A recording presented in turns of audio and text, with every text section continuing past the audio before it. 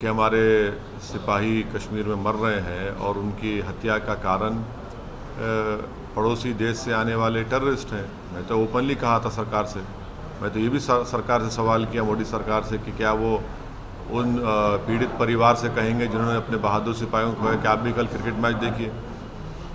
अब रहा सवाल जहाँ तक कि मोहम्मद शमी को निशाना बनाया जा रहा है कल के क्रिकेट मैच की हार का, ये तो ये बताता है कि फ़िरक़ा परस्ती, रेडिकलाइजेशन और हेट्रेड मुस्लिम्स के ताल्लुक़ से कितना बढ़ चुका है। एक टीम में 11 खिलाड़ी होते हैं, 11 खिलाड़ी में एक मुसलमान होता है, तो आप उसको टारगेट कर रहे हैं लोग। भाई खेल में तो जीत हार होती है ना, कोई टीम जीतती है कोई हारती है, तो इसमें एक मोहम्मद शमी को टारगेट करना ये बताता है कि हेट्रेड, रेडिकलाइजेशन और कम्युनलाइजेशन कितना बढ़ चुका है और कौन फैला रहा है इसको। ये तो जवाब देना पड़ेगा। क्या बीजेपी की सरकार कंडेम करेंगी उन लोगों को जो आज 11 में से एक प्लेयर को जो सोशल मीडिया पे उसको ट्रोल किया जा रहा है, उसको अनाप शनाप उसके बारे में बकवास बका जा रहा है? ये शर्म की बात है, अफसोस की बात है। वो तो इंडिया की टीम के लिए खेल रहा था ना। सर, उत्तर प्रदेश में प्रधानमंत्री जी की रैली हो रही है, अभी काशी में चल रहा है, थोड़ी देर पहले सिद्धार्थनगर में हुआ।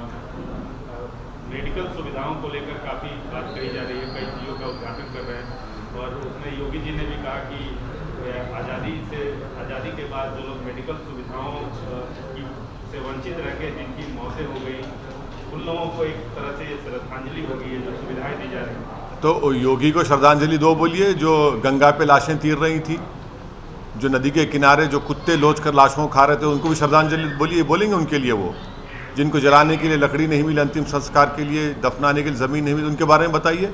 योगी क्या योगी ये कहना चाह रहे हैं? योगी को ये भी कहना चाहिए ना, उनको भी दीजिए आप, फिर बताइए उनके बारे में क्यों नहीं बोलते योगी? ये तो ड्रामा कर रहे हैं। आपको हम आपको फिगर्स दे रहे हैं कि उत्तर प्रदेश सरकार में आज शॉर्टफॉल है सब सेंटर्स का 13,944 का। आपके लिए 40% इसमें शॉर्टफॉल है। उसमें वहाँ पर पब्लिक हेल्थ सेंटर में शॉर्टफॉल है 2,936 का, ये 49% शॉर्टफॉल है पब्लिक हेल्थ केयर सेंटर में। हाँ, कम्युनिटी हेल्थ सेंटर में 53% का शॉर्टफॉल है। जो number of specialist community health centre में ना, उसमें 84% का शॉर्टफॉल है। और क्या प्रधानमंत्री इस बात को भी झूठ कहेंगे कि उन्हीं की सरकार ने 22 नवंबर 2019 को पार्लियामेंट को ये जवाब देकर बताया कि उत्तर प्रदेश में 3,165 सीट्स वैकेंट हैं डॉक्टर्स के। ये जवाब में दिया था। आपने कहा था कि सैंक्शन स्ट्रेंथ 4,509 है उत्तर प्रदेश में प्राइमरी हेल्थ केयर सेंटर में, और जिसमें से डेफिसिट जो बता रहे हैं कितना है, प्रधानमंत्री खुद कह दे, बता दें उस बारे में।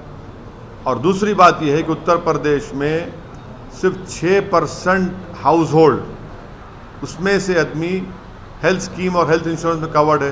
तीसरा, क्या ये भी झूठ है कि इस साल जून 2021 तक उत्तर प्रदेश में सिर्फ 975 लोगों का ट्रीटमेंट हुआ आयुष्मान भारत में, और टेस्ट जो हुए सिर्फ 1,530 के करीब। कौन सी बात कर रहे हैं? जवाब पार्लियामेंट में एक दे रहे हैं और बोल रहे हैं एक भाषण में अपने।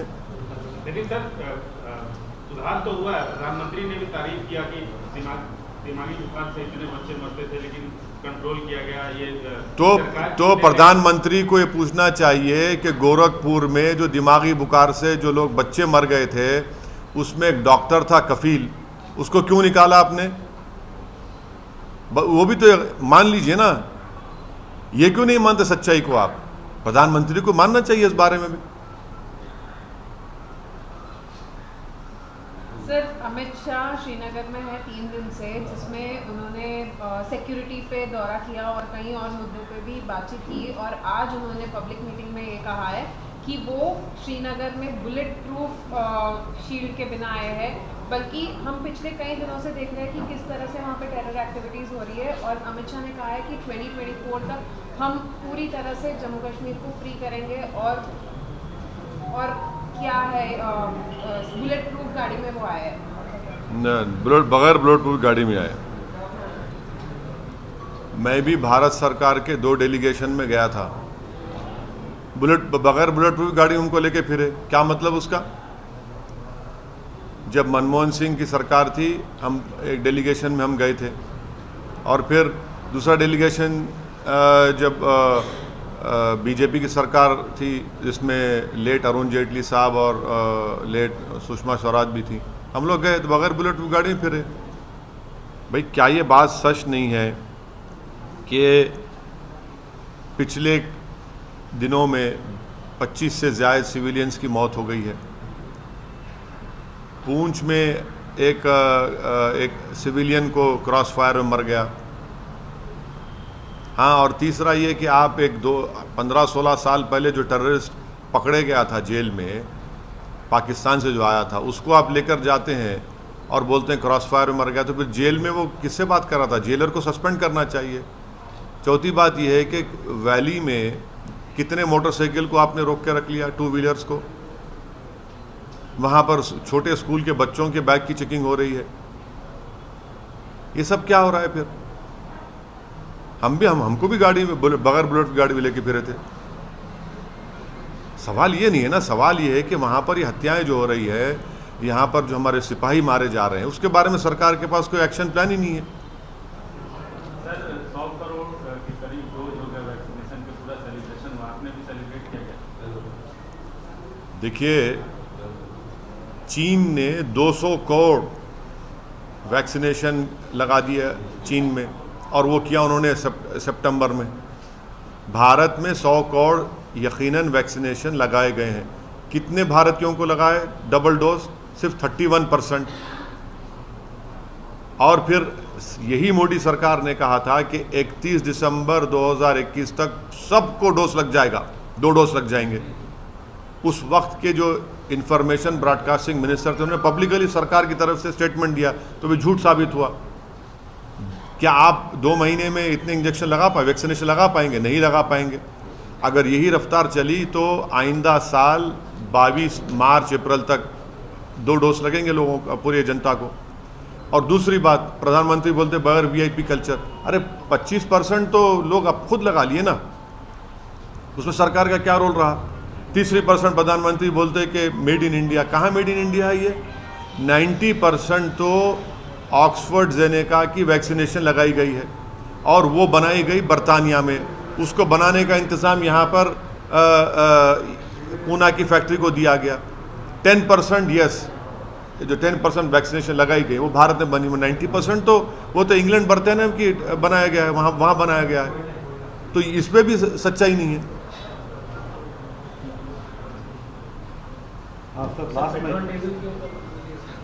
आप लोग बोलिए, आप लोग मोटरसाइकिल में फिरते, गाड़ी में फिरते? भारत में इतने लोग, नौजवान लोग, काम करने वाले लोग, मेहनत कश लोग, सब मोटरसाइकिल पे फिरते, और उनको पेट्रोल डालना पड़ रहा अपनी गाड़ी में। और बेहतरीन काम यह कि जब पेट्रोल स्टेशन पे जाते 106 रुपये 107 रुपये का 1 लीटर डलाते, तो उनको सामने पोस्टर नजर आता नरेंद्र मोदी जी का, खड़े हुए नमस्ते करते हुए कि बेटा देखो मैंने तुम्हारे लिए इंतज़ाम कर दिया, 106 रुपये पर लीटर कर दिया। वो भी तो श्रद्धांजलि दे रहे हैं वहाँ पर उनको। सर उत्तर प्रदेश में आप फिर रहे हैं, प्रधानमंत्री जी काशी में गए, आप भी जाएंगे? कहाँ पे? बनारस। उत्तर प्रदेश के जहाँ जहाँ विधानसभा पे हम लड़ेंगे वहाँ जाकर कैंपेन करेंगे। क्यों नहीं करेंगे कैंपेन? हम तो जा चुके ना बनारस को, आपने कवरेज भी किया वहाँ पर। सर कितनी सीटों पे लड़ेंगे अभी तक क्लियर नहीं हुआ?